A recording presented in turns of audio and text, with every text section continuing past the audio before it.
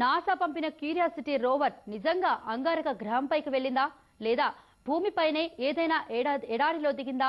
ఏంటి ప్రశ్నలు అనుకుంటున్నారా? క్యూరియాసిటీ పంపిన చిత్రాలు చూసిన వారెవరికైనా ఇలాంటి సందేహాలే కలుగుతాయి.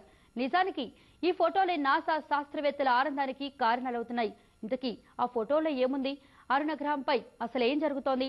తెలుసుకోవాలంటే ఈ స్టోరీ చూడండి.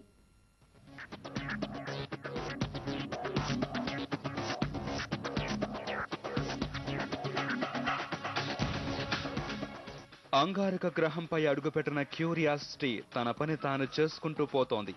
రోవరుకు అమర్చిన కెమెరాల సాయంతో ఫోటోలు తీసి భూమికి పంపిస్తోంది. ఇప్పుడు ఈ ఫోటోలే ఎన్నో సందేహాలకు, మరెన్నో ప్రశ్నలకు కారణమవుతున్నాయి. క్యూరియాసిటీ పంపుతున్న ఫోటోల్లో మార్స్ ఉపరితలం అచ్చం భూమిని పోలి ఉండటమే ఇందుకు కారణం.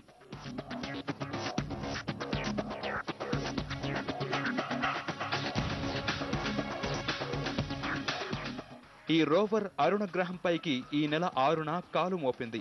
9 నెలల సుదీర్ఘ ప్రయాణం తర్వాత మార్స్ పైకి దిగింది.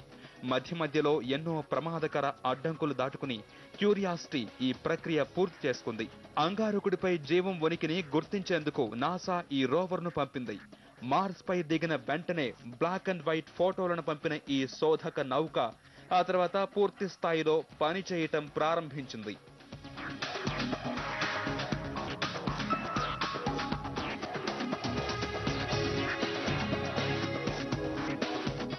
క్యూరియాసిటీ పంపిన ఫోటోల్లో రాళ్లు మయంగా ఉన్న ఉపరితలం, గేల్ బీలం అంచున దర్శనమిచ్చాయి. ఈ ప్రాంతమంతా ఎడారిని పోలి ఉండటం విశేషం. ఈ చిత్రాల్లో సమీపంలో ఉన్న మౌంట్ షార్ప్ కూడా స్పష్టంగా కనిపిస్తోంది. రోవర్ ముందు భాగంలో ఉన్న కెమెరా ఈ పర్వతాన్ని ఫోటో తీసింది. దీన్ని బట్టి చూస్తే క్యూరియాసిటీకి పర్వతానికి మధ్య ఎలాంటి అడ్డంకులు లేవని నాసా తేల్చేసింది. మౌంట్ షార్ప్ పై పరిశోధనలు సాగించడం ద్వారా అరుణ గ్రహం చరిత్రకు సంబంధించి విలువైన సమాచారాన్ని తెలుసుకోవచ్చని శాస్త్రవేత్తలు భావిస్తున్నారు.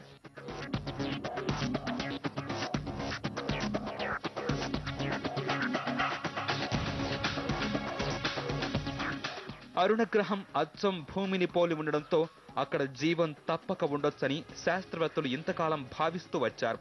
ఇప్పుడు క్యూరియాసిటీ తీసిన ఫోటోలు ఈ వాదనకు మరింత బలాన్ని ఇస్తున్నాయి. ఈ రోవర్ ఇలాగే పనిచేస్తే అరుణ గ్రహంపై జీవం ఉనికి కనిపెట్టడానికి మరెంతో కాలం పట్టదని నాసా భావిస్తోంది.